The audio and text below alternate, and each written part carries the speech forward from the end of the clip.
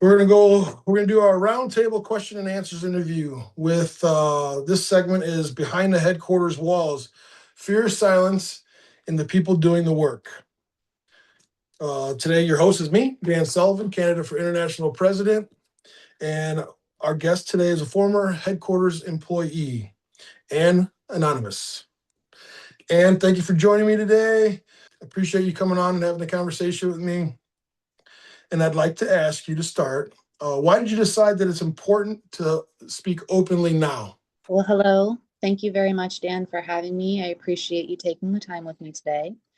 Um, I agreed to this interview with you because while I worked there and after I worked there, I believed always that professionalism in the workplace matters.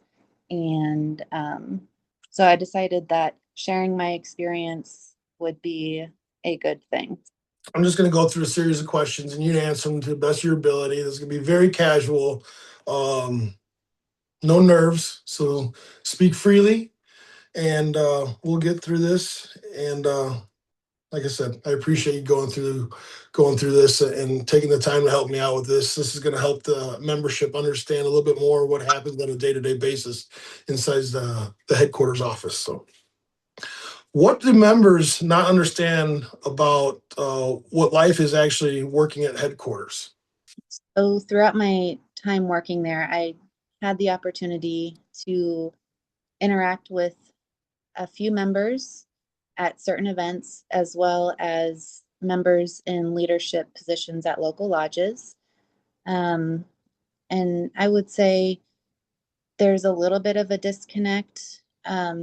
Maybe from my perception, people didn't realize how much processing and work that employees at headquarters do, and all of the things that we're involved in, as well as um, our working relationships with leadership at headquarters and executives and so on. Why do you think that so many employees at headquarters stay silent, even though they disagree with the leadership? I would say, from my experience, that the culture at headquarters is very tense. There's a lot of interrelationships between people employed there and certain groups that seem to have the final say in decisions. And most people are expected to align with that. There's, from my conversations with former coworkers and my own experience, there is fears of losing certain perks or even losing your position when things are changing rapidly, and decisions are being made and then sometimes communicated to us and other times not directly communicated. So there was, um, in the in more recent times, a real lack of communication that I experienced, in terms of the work in departments. I still think that today communication is a real big issue that we have. We have a lot of lack thereof communication, I should say, and for whatever reason, you know, the leaders in the organization they kind of just they assume that everybody should know what they should be doing and when they should be doing it, when in all actuality, that's the job of us as the leaders to relay that information and give you guys clear guidelines and clear expectations. And that's one thing that I've noticed from the beginning that we don't do. And it leaves the member, or I'm sorry, it leaves the office staff, in a weird position because they don't want to do something that they shouldn't have done. And then at the same time, they want to be making sure that they're doing something. So I've heard numerous times that the lack of communication is really, it's, it's, it's, it's tough on being a headquarters staff member because, like I said, you're on eggshells. You don't know if what you're doing is right or wrong at any given time. Absolutely. And a lot of what we process in the office, no matter what your position is or what department it is, it depends on getting approvals. So we need to get approvals from the executive suite and all the way up to the president before we can move forward with the documentation or the process itself. So having to wait for something that needs to be urgently done, sometimes it can bleed into time that you're not on the clock. And sometimes you're just waiting for someone to get back to you, respond about a certain task that needs to be either approved or disapproved. You try your best to give all of the information along with that task, and if there's any questions from an executive, you go and you find backup. So everything that we do in the office, we need backup to prove that it was approved by this person in a position of leadership before we can process it, file it, and move forward. Otherwise, it falls on your lap, and you have to deal with someone maybe being forgetful that they forgot to tell you to do this or do that. So I understand that a lot of things you gotta. It's CYA, right? You gotta cover your ass. It's just kind of how it goes. And it's unfortunate that we don't. You know, there's a huge bottleneck the way the organization is structured right now.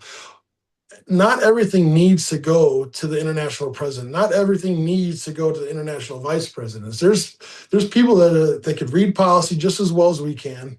They could read the Constitution just as well as we can, and they should have the authority to be able to make some of those decisions based on those two documents alone. Policy and Constitution. So why we insist to give all that authority to the international president and create a huge bottleneck, because that's what it does. There's times that you know you can't get to the international president, you can't get to an international vice president. They're here, they're there, whatever reason, and they're not responding to you. But it falls back on the staff at headquarters. It falls on them that they're trying to get something approved and pushed through for a local lodge, but they can't because other people aren't responding in a timely manner or whatnot. And yeah, no, it's we're definitely missing the boat when it comes to that. We could do a lot better when it comes to communication and just in general trusting our employees, trusting the headquarters staff to do what's right. It's not that hard. Everyone, like I said, everyone could read. There should be no reason why we can't allow the staff members to process things a lot more timely than we have in the past. Exactly. Uh, Fall back on local lodges, developing relationships with contractors, and being able to get workers and members out to work. A lot of things are time dependent and need to be approved by headquarters in order for the local lodges to move forward. And you mentioned policy, employee policy at headquarters, as well as the IBB Constitution. Both of those need to be followed by every employee at headquarters.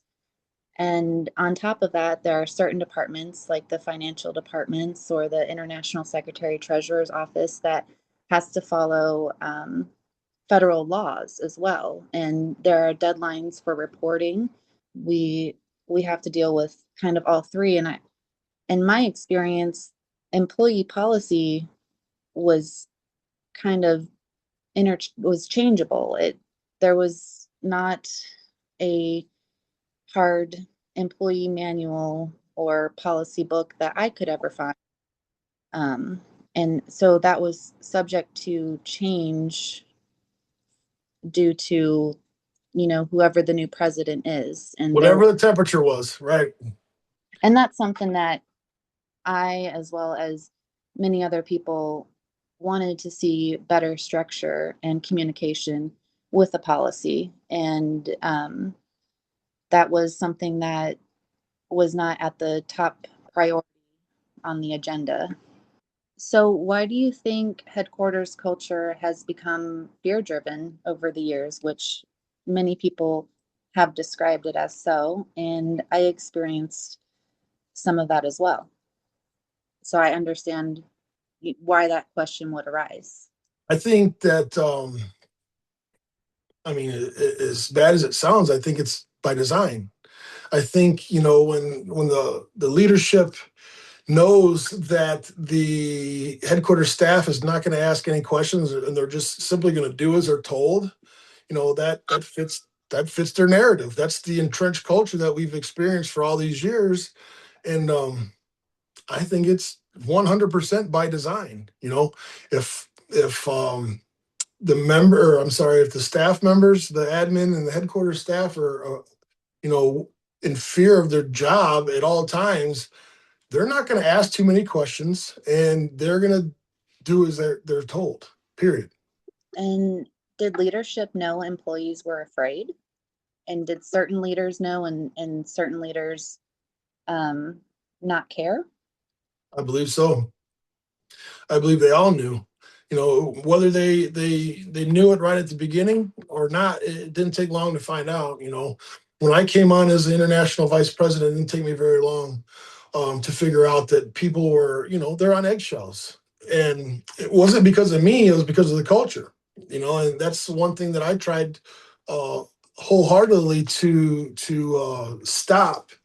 Whenever I interacted with anyone from the office, I tried to, make them feel comfortable. I don't want them to be in fear. I want them to feel comfortable with me. I want them to be able to talk to me. I want them to be open and honest. If I ask a question, it's not a loaded question. There's times where, I feel like they would just give you the answer that they thought you wanted to hear. And it's like, well, no, I want to know how you feel. How does this really work? Or what do you think about this? Or what do you think about that? I don't want to hear an answer because you think that's what I want to hear. That's not the way.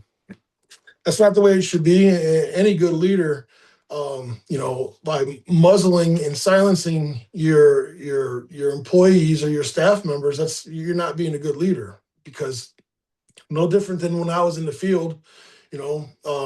Just because this is how we've always done it doesn't mean it's always the right way.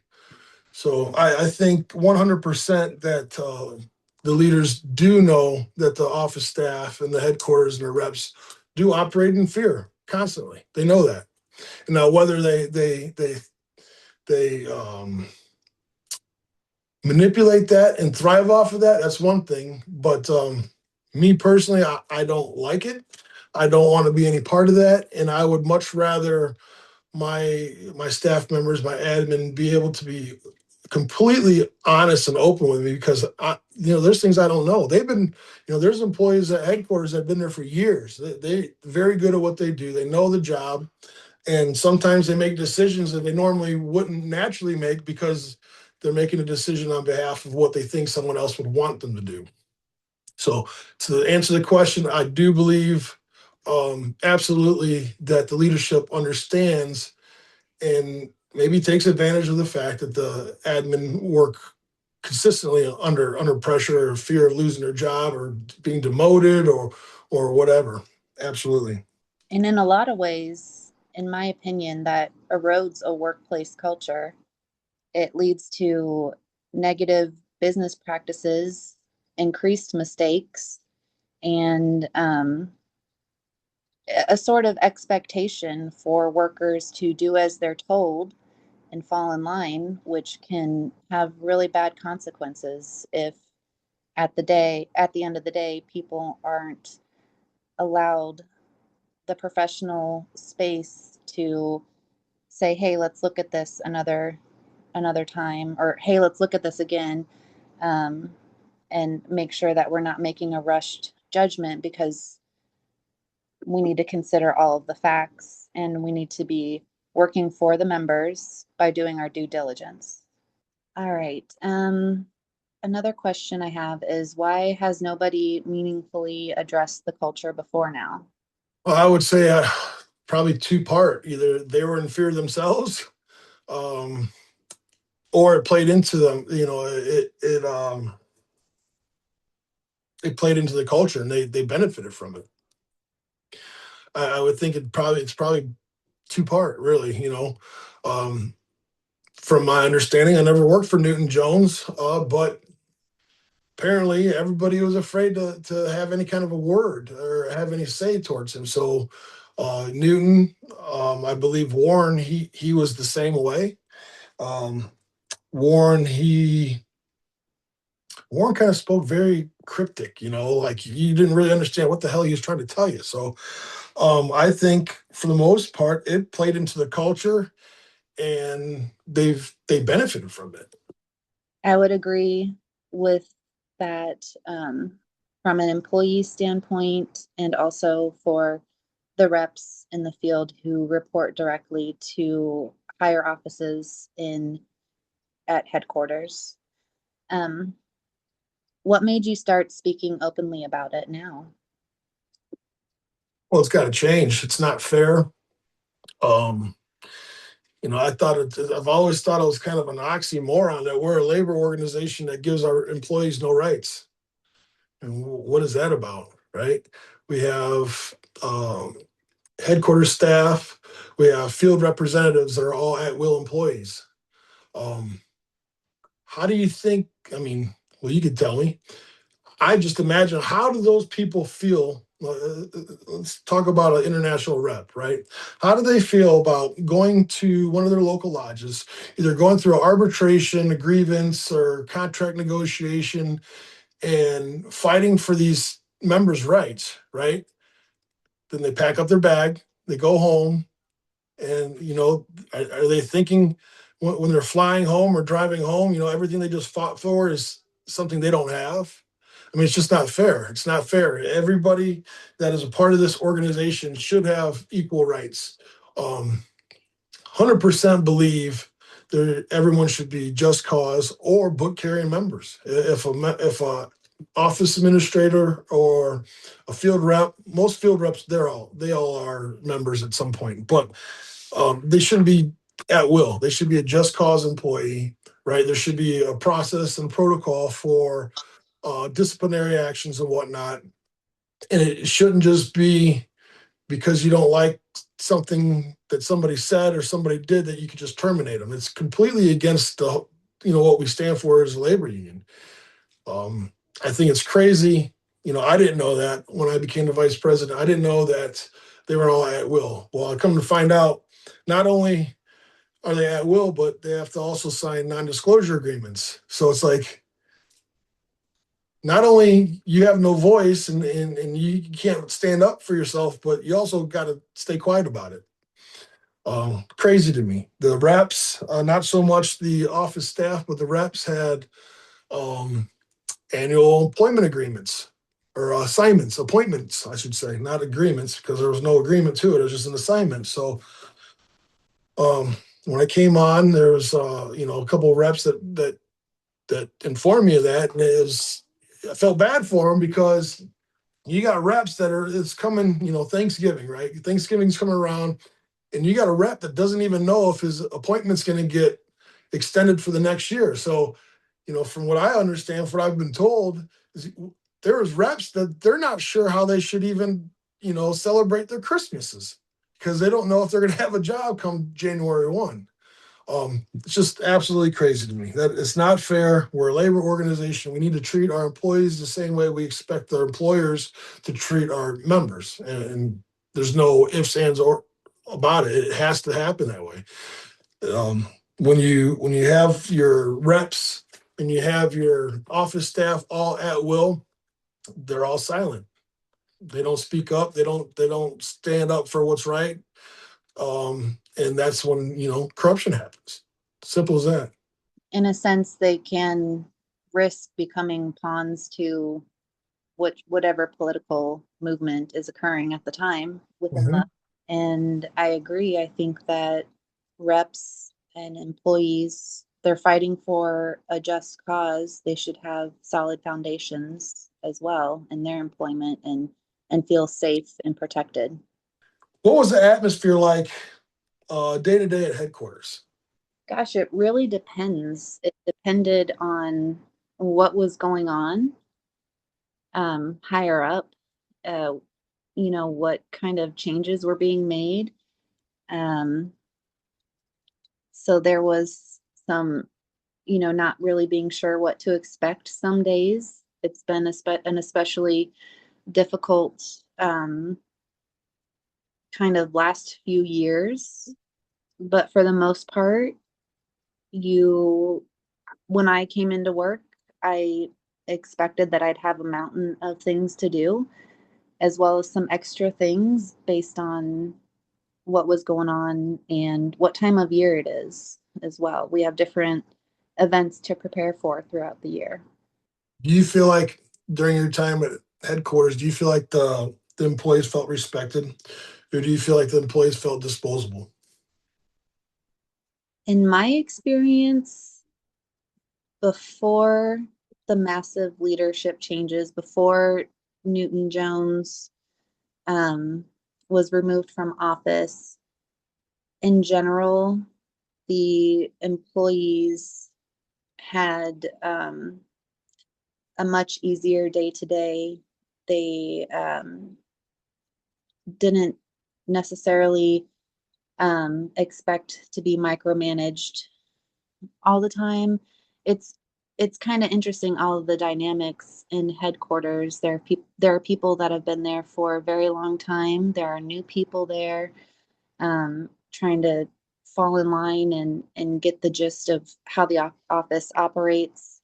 Um, I personally felt respected by a lot of people that I worked with closely and got along with. And then there were some others that I, I felt more in recent years treated all employees as disposable unless they were um, aligned with them. And I think overall, people had ups and downs in terms of there are some people that were respected um, by leadership, and then some people who felt they were not respected. It really just depends on the people in leadership and what's going on in the office. So there's been some I think hard times for employees there, based on conversations I've had, uh, and in my personal experience, things kind of went in a harder direction, more difficult direction recently. Look, so would you say it's a little clicky? Oh, absolutely. Absolutely. Yes. Um, and I think that everyone knows who the clique is. If we want to use that term clique, there is definitely a group of people who are um, very aligned inside the organization and outside in personal lives. And that's something that was noticed by other employees there who were not in the clique. Well, you mentioned outside of the office as well, so maybe not family members, but some form of nepotism. Very much so.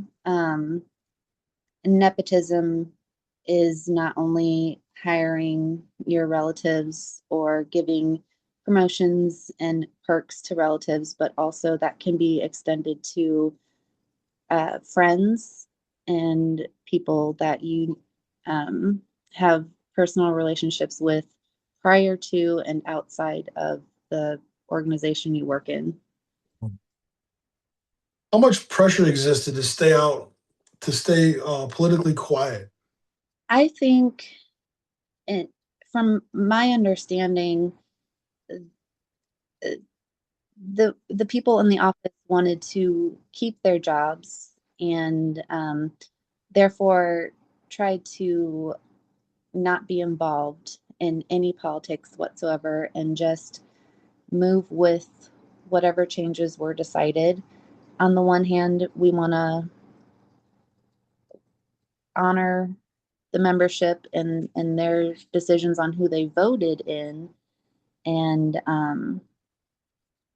I think a lot of people, from my perspective, and not to put words in anybody's mouth, but just wanted to stay out of it and felt it wasn't their place. Do you feel like people constantly feared losing their job? I think if someone wasn't a part of the in group, um, there is definitely a fear that you want to make sure that you're being nice to um, all of the people who are well connected there, and you don't want to upset them in any way. There's a fear sometimes with just the politics changing, leadership changing at the very top, and how that trickles down to the rest of people, and a lack of communication of knowing what's going on, and finding out news stories from the actual news as opposed to from your organization, I think caught a lot of people off guard and kind of kept everybody in the dark. I knew that my work spoke for me and I was doing a good job and I had good reviews. There were times I was worried that due to the pressures of whatever was going on with the court hearings and cases, that things would change internally and get restructured. And there was a possibility as things became kind of more, I would describe more intense in the workplace and sometimes hostile, in my experience. Um, I was afraid that um, things in my job could change because things had been changed. And I was under the pressure to, I have to do what is expected by new leadership in order to maintain my job and try to stay in a good light. How that affect your morale? But the hardest thing about being employed there and not being involved in nepotism or being a personality hire, um, I would say I felt defeated. I felt like it didn't really matter. My work didn't matter, and that I was replaceable, um, and that y- I was disposable as well. I would say not so much in the beginning of my employment there, but towards the end, more recently, with the more recent changes, uh, it it made it hard knowing that my hard work wasn't going to lead to um, uh, better benefits or growth because um, I felt that nepotism kind of impeded that possibility. Did that also affect communication, you believe? Your personal communication, speaking out about things and talking to others about that? um, no, because there were other people that I spoke to who had a similar experience and had similar disappointments, and uh, we spoke about it, but there was not someone that we could go to in the office that would um, be able to make things better. Uh, Everybody in the office, we didn't feel like our voices would change anything or improve the professionalism or the culture there. So it's just kind of defeating. So in terms of communication, there are people that recognized issues in the office and would speak amongst each other, um, but wouldn't really raise issues to the higher ups because um, they didn't believe that things would change for the better.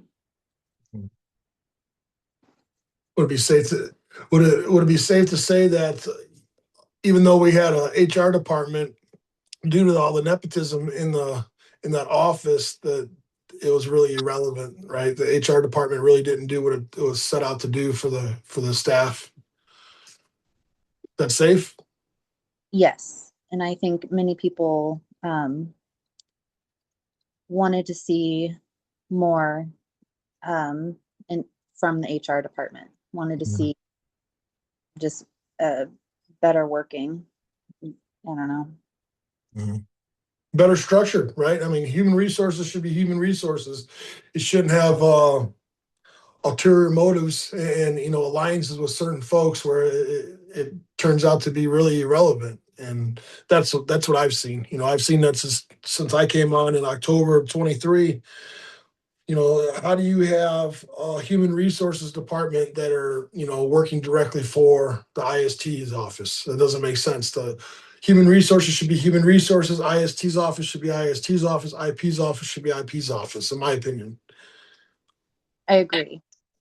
I think that HR has in that office, there's also nepotism there, and Mhm.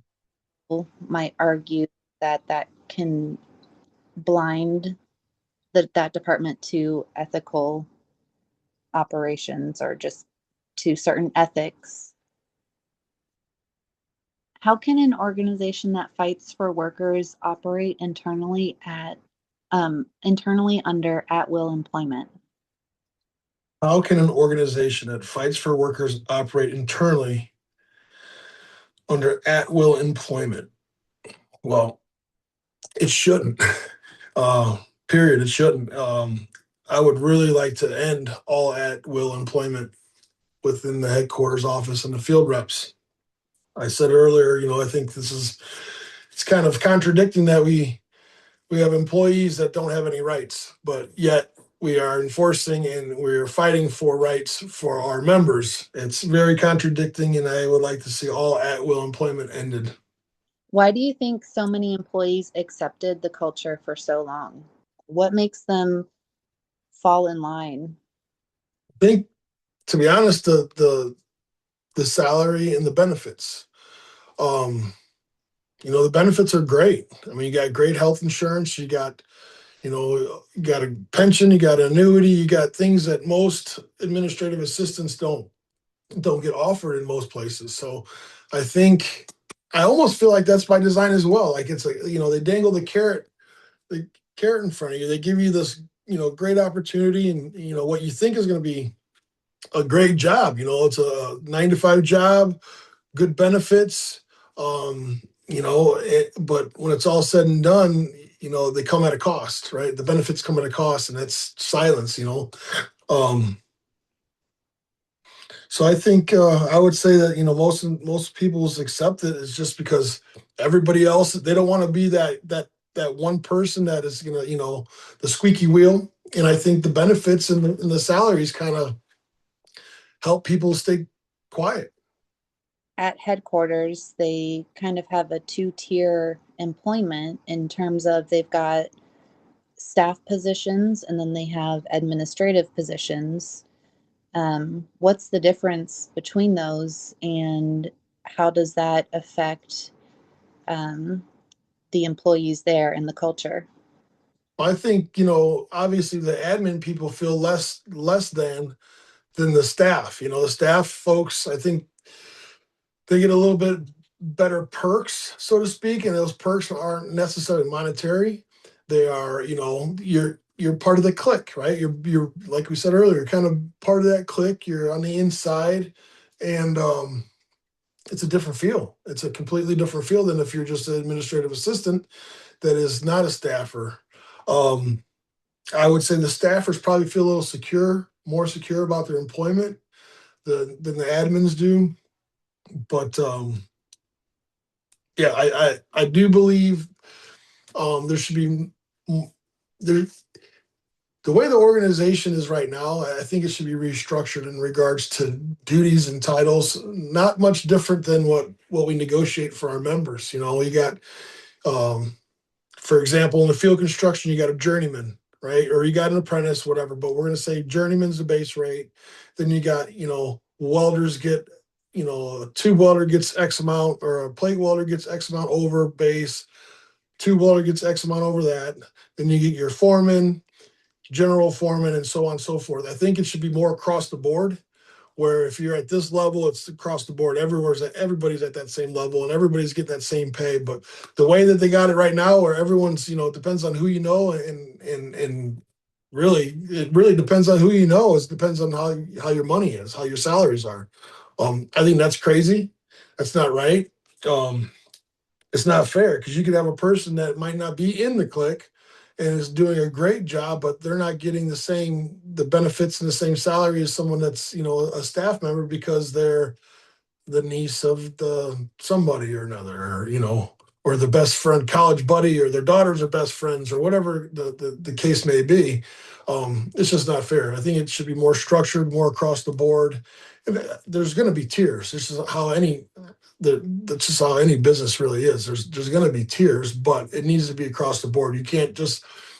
You shouldn't pay someone more than another that are doing the exact same job. That's, to me, is silly. I agree with that statement, and I think that um, that is the responsibility of perhaps an HR department to have oversight of that and be able to make those decisions um, based on work performance and the needs of the company. And I think from my experience, uh, there is a difference in staff positions versus administrative positions. And many people in administrative positions wanted to become staff due to the security, for security reasons, and security in your position or your job and standing there. I agree. Earlier, you said something about dangling a carrot, and I think sometimes it feels to an administrative uh, person that the staff position is a carrot being dangled. Mhm. Yeah, putting in many years and having good work performance, and then seeing someone who is either a friend or a relative of someone in a staff position be promoted or hired for something over someone who's not related can really um, be a negative impact on the workplace culture there and dramatically decrease morale. Do you believe leadership intentionally benefited from fear and silence? 100%. Absolutely. Absolutely. There's a lot of things that happen here with this organization, either in the headquarters office or wherever, that I believe wholeheartedly, and no one will ever tell me any different, that it's not by design. It's absolutely done by design. Fear by silence. Period.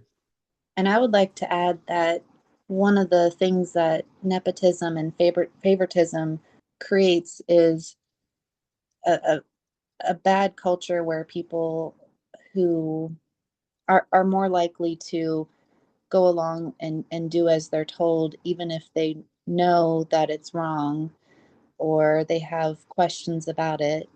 It creates that structure where loyalty ties are stronger than professionalism and working for the members, in my judgment.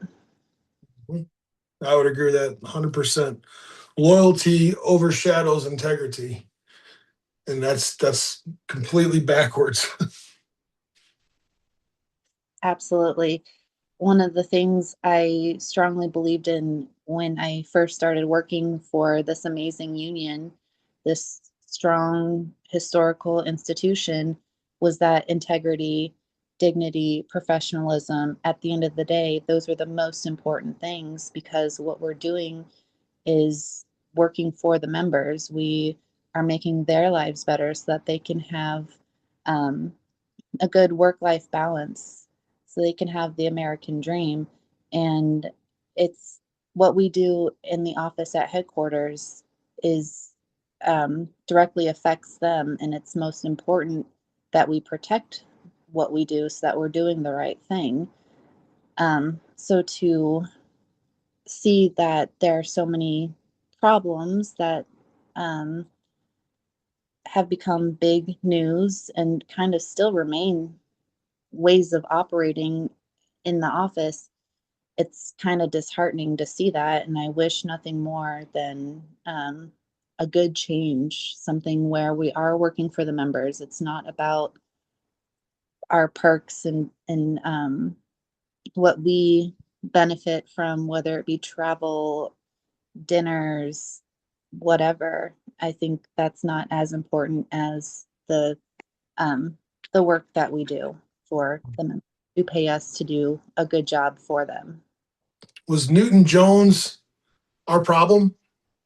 No, he really wasn't our problem. The problem was the entrenched culture that is that has been pushed on this organization for years. And the problem is that you don't have enough people willing to stand up to correct that. Too many people, they fall in line and they go with the flow rather than with right now is I can't just stand back and watch. Newton's gone, Warren's gone. Insert Tim. What's different? The Constitution is still the same. It still insulates the international president and the international vice presidents. It still gives the international president, I mean, total control of pretty much everything. And when you have a president, incumbent president like Tim Simmons, who doesn't want to change any of that, that's a problem because you can't just say Newton Jones was a bad apple. It took a lot more than Newton Jones to get us where we're at. If you had certain folks in the IEC from years past till current that did their job that they swore an oath on, Article 5.2, they all swore an oath on the duties of the International Executive Council, but yet they want to point their finger at Newton Jones. They need to look in the mirror. Everyone, not just the current guys that are here, other than myself, but all the vice presidents past as well. Everyone has allowed this to happen. It's a corrupt um, it's entrenched. This organization is entrenched with this fear, manipulation, and control. And really, it all goes towards the Constitution. So, if members don't want to take a stand and fix this Constitution, that's what this convention is big. We haven't had an incumbent president beaten from the floor since 1908, over a century. That this is it's a machine. That's why I always say we're breaking the cycle. We want to break the cycle because it is a cycle and it needs to be stopped. And if you don't want to change the Constitution, you don't want to break the cycle. And our current president has been stated in public, there's nothing wrong with the Constitution. It was the bad apples that had control before. Well, I will argue with that. I highly disagree. I believe there is an unhealthy system that has generated very bad outcomes that we're seeing play out in federal courts. Mhm. And with you that the cycle needs to be changed and that proper guidelines and office protocols should be in place, and those should not be generated by people who um, benefit from the power of held positions. Mhm. And that office is not their playground to benefit themselves, their families, and friends. And we saw that there is those connections have gotten this organization in trouble. And I believe that Boilermakers work hard and they deserve better. And one of the issues that a lot of people have seen recently, myself included, people that I've spoken to, is that the speeches given, the words spoken in the past year have not aligned with reality. For Yeah. example, we've heard that there's not going to be any more nepotism, and yet there is a nepotism happening and being approved, um, and that's just how those people have the power. So that's words not matching actions will also lower morale. And Mhm. with the recent changes, things have become more difficult, I believe, in the day to day for office workers there, where more things need to be approved by the president that didn't necessarily need to be before and don't necessarily have to always be. And it kind of feels like, to the employees, it feels like there's not trust for us, even though some of the new people there were never involved and never related or friends and parties and holidays and all that stuff with the people who abused the members' funds and trust. Um, so I think that's something to watch out for, is, are the words and actions aligning? And I I have not experienced that. Yeah, me neither. I mean, what's the old saying? Actions speak louder than words. And it's unfortunate that our our current president, Tim Simmons, he's a talker. And what's even more unfortunate is that he believes what he says. But what he doesn't understand is the more he talks, the more people can see clear that it's just talk. So that's an obstacle that he has, regardless of how things go at this convention or not. Members ain't buying it. It's not. The members aren't dumb, and actions speak louder than words. They want to see something done. They want to see it. They don't want to hear about, what he's doing, because let's be honest, he hasn't done much. They want to see the changes. And a big a big thing that he could do right now is get on social media, get on YouTube, or get somewhere and say, hey, I want to make all these changes in this Constitution. If he says that, he's going to win over. He's going to win everybody over. But he won't do that, because it's gonna compromise his power. It's going to compromise everything he's gotten, right. And he doesn't want to sacrifice that, because he's here now and he doesn't want to lose that grip. But that's what he needs to do. If he wanted to be a transparent leader, and if he really wanted to make some change, he would say, this is what we're going to do. The International Executive Council has agreed. They're going to make all these resolutions, blah, blah, blah, spit them out and let them know. I think I got 29 resolutions I've written. Um, that should say a lot, because if you, like I said earlier, if you don't change this Constitution, you're not changing anything. Nothing's going to change. It won't change. Right now, we got two international vice presidents that are collecting they're collecting a pension and a salary at the same time.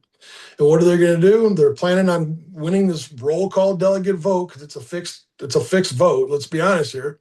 They're planning on winning that. They're planning on getting through the convention, and they're planning on handing it down to whoever they choose to hand it down to. The next guy that's gonna, say yes, the next yes man. It's an appointment machine, and these guys don't want to change. Those are big things that need to be changed. The way you fill a vacancy for an international vice president, the members, they should have a voice in all of those.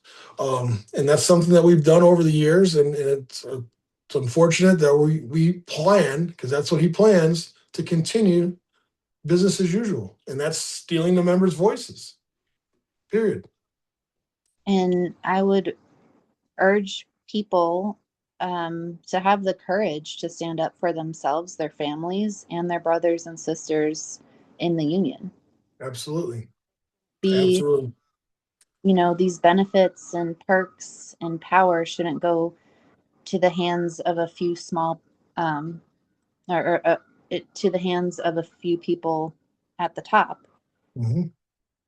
We don't serve the president, we serve the members. And Yep. it's for, Hmm.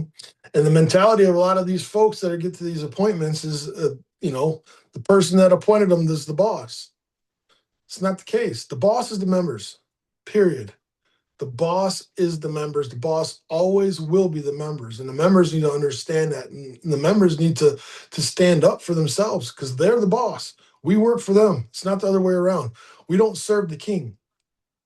exactly. All right. Okay. How common was fear? How common was fear of retaliation? Is it a common thing in the headquarters office? I would say, what kind of retaliation? What are we? Whether Well, that retaliation could be anything. It could be, it could be termination. It could be, maybe duties taken away. Maybe it could be as simple as moving your office from one spot to another or something. And if it's a bad question, we'll just skip. No, I think it's a great question. I think there's probably different types of retaliation. Um, I think that the fear of retaliation really increases when people see things that they register as being retaliatory.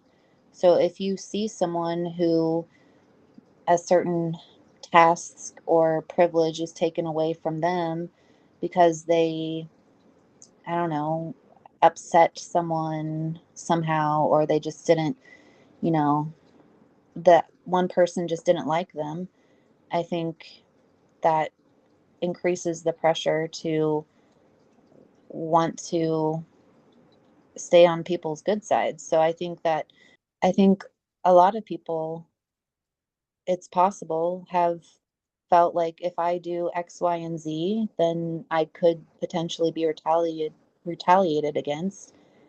In my experience, I perceived retaliation occurring against me. I perceived retaliation occurring against other people I worked alongside with at the office, and people who would not speak out because they were afraid that they could lose their jobs, be demoted. It's so easy for a letter to be written for someone to be demoted or um, be reassigned somewhere else because they're not being useful. People are looking at what happens to everybody else and um, trying to just stay. Avoid it. Would you say gaslighting is a means of retaliation? Hmm. Is there much gaslighting going on in that headquarters office? I'd really have to think about that because that wasn't my main problem in the work environment. I think that's something that happened in higher offices. So I would say the people who are in charge could do that. There might be a few experiences that I've had that would highlight that. But I think that retaliation was more of a concern for me than the gaslighting. Do you feel like that employees felt fear of speaking out, honestly, just in general, about anything that might be taking place in the office? Do you feel like they feared speaking out just because of the consequences? Yeah, I would say there were a lot of hush conversations going on. Um, I don't want I don't want anybody in the office to have an increase in, fear by me speaking out or saying anything. So I don't want to point anybody in someone else's direction, but there are hushed conversations that have happened, and that do happen when changes are made and people kind of question the change and the lack of communication around that, and then the expectation to suddenly fall in line. Um, I Some people may speak out about certain issues, but I don't. I think that a lot of people are doing what they can. I don't want to say that because I don't know if I can say that, but in my perception, and yeah, I would agree with that. Do you feel like the people at headquarters are afraid to question decisions of leadership or directives? I would say that it's more of not thinking that our feedback would have any weight. I think that certain things that there are certain things that people would not say out of fear, and seeing examples of other people who have spoken out in good faith and no longer work there. Because Reasoning being because it would fall on deaf ears, or I think it would fall on deaf ears and potentially make you a target.